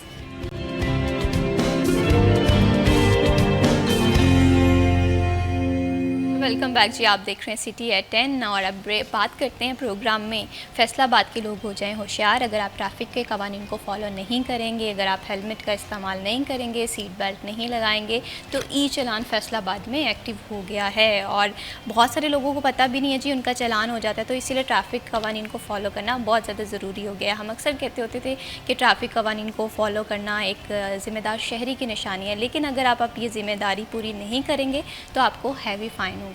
जनाब ज़फ़र डोगर साहब, आपसे मैं ये जानना चाहती हूँ, ई चलान के हवाले से हमने देखा था कि सेफ सिटी से काफ़ी देर से हम देख रहे थे कि फैसलाबाद में ई चलान एक्टिव होगा। अब फाइनली इंतज़ार की घड़ियाँ ख़त्म हुई हैं। जो लोग ट्रैफिक कवानीन को फॉलो करते थे उनके लिए बड़ी अच्छी बात है, और जो लोग कवानीन को उस तरह से फॉलो नहीं कर पा रहे थे उनके लिए तो जहमत होगी। तो आप इस चीज़ को किस तरह से देख रहे हैं? देखिए, काम तो बहुत अच्छा है, इसमें कोई शक नहीं। जो भी ट्रैफिक कवानीन की खिलाफ वर्जी करे उसको चालान होना चाहिए। और पंजाब की सड़कों पे हज़ारों अफराद सालाना हादसा की नज़र हो जाती है। बिल्कुल इसी तरह से। ये बहुत खौफनाक, कुछ 40,000 लोग सालाना हादसात में मर जाते हैं। और हमारे यहाँ नौजवान ख़ास तौर पे हेलमेट का जो इस्तेमाल नहीं करते मोटरसाइकिल पे, वो मेरे एक डॉक्टर दोस्त से डॉक्टर अकमल हुसैन, उन्होंने मुझे बताया, न्यूरोसर्जरी वार्ड के हेड थे अलाइट हॉस्पिटल के। उन्होंने कहा कि हमारे पास जितने भी लोग आ रहे हैं हेड इंजरी वाले, उसमें से मैक्सिमम जो तादाद वो नौजवानों की है। वो लोग जो अब मुझे एग्जैक्ट एज ग्रुप का नहीं पता, याद नहीं, लेकिन वो उस एज ग्रुप में थे कि जो कमाने वाले होते हैं। बिल्कुल इसी तरह से। नौजवान जो कमाने वाले, नौजवान या जवान जो कमाने वाले होते हैं, अर्निंग हैंड्स हैं घर के, उस एज के लोग बहुत ज़्यादा तादाद में मोटरसाइकिल से गिर के वो ज़ख्मी हो के बिल्कुल आते इसी हैं। तरह से। और बहुत सारे वो उनमें से या मफलूज हो जाते हैं, वो बेचारे चल नहीं पाते दोबारा, कई सारी ज़िंदगी के लिए माजूर हो जाते हैं, और कई बहुत देर के लिए कई मर जाते हैं। कोई समझ ही नहीं आती, कहता कि यार इतने लोगों को समझ क्यों नहीं आती। तो ये तो हेलमेट तो मस्ट है, होना बिल्कुल चाहिए। इसी तरह से। इस तरह सीट बेल्ट जो है वो भी आपको बिल्कुल। हादसे की शक्ल, मेरे एक दोस्त के बेटे का कैनाल रोड पे एक्सीडेंट हुआ, बहुत तेज़ थी उसकी गाड़ी मुकम्मल तबाह हो गई, लेकिन वो बच गया बच्चा, सिर्फ इसलिए बच गया कि सीट बेल्ट बांधी हुई थी उसने। तो अगर तसव्वुर करें कि गाड़ी अगर तबाह हो गई है, अगर वो सीट बेल्ट ना बांधी होती तो क्या सिचुएशन। बिल्कुल। सो ये कवानीन तो शहरियों के तहफ़्फ़ुज़ के लिए हैं, बहुत अच्छे हैं। एक चीज़ की कमी है कि जो हमारा पस्त मयार ज़िंदगी है, लोगों की परचेजिंग पावर ख़त्म हो चुकी है, उसमें 20-20 हज़ार रुपये जुर्माना या 2-2 हज़ार से लेके 15-15 पता नहीं कितने, ये शरह बहुत ज़्यादा है अभी। और उससे जो ज़्यादा एक काबिल तवज्जो बात है वो ये है कि इसकी अवेयरनेस बिल्कुल नहीं दी। बिल्कुल ऐसे ही है। अभी किसी को नहीं पता, सड़क पे चले जाएं, नोबडी नोज़ के ई चलाने शुरू हो चुकी है, और वो रोज़ाना गुजर रहे हैं जहाँ से पता नहीं किस कैमरे की जद में वो आ रहे हैं, और वहाँ से उनका चालान, उनको पता उस वक्त चलना जब उनके घर पे चालान आ जाना है, चालान की स्लिप आनी है, और फिर उन्होंने देखना क्या बना। अभी ये भी अवेयरनेस अभी देने की ज़रूरत है कि क्या एक दिन में एक चालान होगा, या एक सिग्नल पे आपको एक कैमरे की जद में आए तो चालान, अगर आपने हेलमेट नहीं पहना तो पूरे शहर में जहाँ गुजर रहे हैं तो क्या हर जगह चालान होगा, या एक चालान कंसिडर होगा। और अगर रोज़ाना फ़र्ज़ करें, अभी पहला महीना है, तो एक माह के दौरान अगर कोई आज किसी का हेलमेट की वजह से चालान हो गया, उसको नहीं पता कि चालान हो गया, अब वो 30 दिन ऐसे ही गुजर गए उसके, तो क्या 30 दिनों में 30 चालान होंगे, या एक कैमरे में आते पता नहीं कितने चालान हो, क्या है क्या। अभी इसका कोई मतलब, अभी सच्ची बात है कि कुछ डिटेल सामने नहीं आई, और पब्लिक को अवेयर करने की ज़रूरत होती है। इस तरह के लॉज बनाते वक्त पब्लिक अवेयरनेस तो बिल्कुल नहीं दी है, बिल्कुल ऐसे ही। इसको एडवर्टाइज़ करने की ज़रूरत थी, तशहीर, इसकी भरपूर तशहीर की ज़रूरत थी, लेकिन गवर्नमेंट ने अभी तक वो नहीं किया। इसलिए मुझे ख़दशा है कि जब पहली दफ़ा चालान आएंगे लोगों के घरों पे उसकी स्लिपें, तो इनको एकदम बड़ा एक चकरा के रह जाएंगे लोग कि भाई अब मैं बिजली का बिल दूं या चालान, और चालान में बहुत हैवी अमाउंट, बड़ी हैवी अमाउंट उसकी। तो ये एक मैं समझता हूँ कि इसमें एक अच्छा काम गलत तरीके से किया जा रहा है। करना चाहिए, ज़रूर करना चाहिए, इंसानी ज़िंदगी से, उसकी जान से बढ़कर कोई चीज़ नहीं, बिल्कुल इसी तरह से। लेकिन इंसानी ज़िंदगी और जान, उसकी बिजली के बिल भी तो ले रहे हैं, और जो किराया घर का नहीं दे पाते लोग, उनकी जान, वो चीज़ भी तो ले रही है। बिल्कुल। और जब वो कोई बच्चों को दवाई नहीं लेके दे पाता, और बच्चों की स्कूल की फीसें नहीं दे पाता, बच्चों को पढ़ा नहीं पाता, वर्कशॉप में काम कराने पे मजबूर हो जाता है, वो चीज़ भी तो उसकी जान ले रही है। तो ये मैं समझता हूँ कि बड़े एक ऐसी सोसाइटी जिसमें लोगों के लिए जिस्म जहाँ का रिश्ता ऑनरेबली बरकरार रखना नामुमकिन हद तक मुश्किल होता जाए, वहाँ इस तरह की चीज़ों पे इतने हैवी चालान जो है, बिल्कुल इसी तरह से, वो सोच समझ के उनका इम्पोज उसको करना चाहिए। लोग तो वैसे बेचारे मर रहे हैं अब इन चीज़ों के ज़रिए। बिल्कुल इसी तरह से महंगाई की रेशो बहुत बढ़ गई है, बहुत ज़्यादा बढ़ गई है। और फिर एक और बात, सबसे पहले रियासत को अपनी जिम्मेदारियाँ पूरी करनी चाहिए। मिसाल के तौर पे मोटरवे बनाया, मोटरवे पे आपने ज़बरदस्त सड़क दी, बिल्कुल एक उस पे आपने अब कह दिया कि भाई ये इतनी स्पीड तक आप जा सकते हैं, आपने एक सहूलत दे दी, उसके साथ शर्त लगा दी, स्पीड से ऊपर जाएंगे चालान होगा, तो ठीक है, लोग वहाँ फॉलो करते हैं।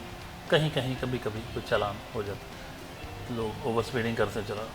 लेकिन हमारे यहाँ प्रॉब्लम ये है कि शहर में इतना कुछ होने वाला है जहाँ रियासत अपनी जिम्मेदारियाँ पूरी नहीं कर रही, तो पहले वो अपनी सारी जिम्मेदारियाँ पूरी करे, पहले ट्रैफिक सिग्नल लगाए, पहले ज़ेब्रा क्रॉसिंग के निशान बनवाए। बिल्कुल, कई जगह पे तो पहले वो ज़ेब्रा बेशुमार क्रॉसिंग के अभी निशान भी बहुत नहीं से है। काम, अभी खड्डे जहाँ पड़ के सड़कों पे जब वो अभी तो राजा साहब की मेहरबानी कुछ कम हुए, तो ये पहले ख़त्म करवाएं चीज़ें, फिर आपके इतने आगे चालानों की तरफ आएँ तो फिर ठीक है।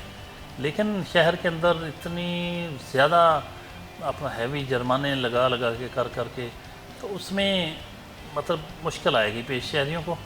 और बल्कि इसका इस पर किसी ने दिलचस्प तबसरा किया कि लगता है कि गवर्नमेंट के पास फंड्स ख़त्म हो चुके हैं, पैसों की कमी है, और वो फिर अब जुर्मानों के ज़रिए बिल्कुल। पैसे इकट्ठे करके हुकूमत इस चलाना बात से चाह तो रहा है। हर दूसरा शहरी जो है ना वो नाराज़ दिखाई देता है। और मैंने ये सवाल भी पूछा था सीटीओ साहब से, मैंने कहा ऐसा कोई मसला तो नहीं है, क्योंकि आवाम की शिकायत दूर करना ना ये आप लोगों की अवलीन तरजीह होनी चाहिए। बहुत शुक्रिया जनाब Zafar Dogar Sahab for joining us in this programme.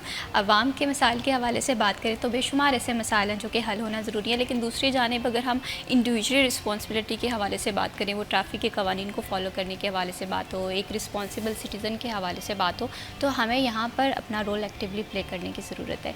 इसी के साथ मैं भी शबीब को दीजिए इजाज़त। अल्लाह हाफ़िज़।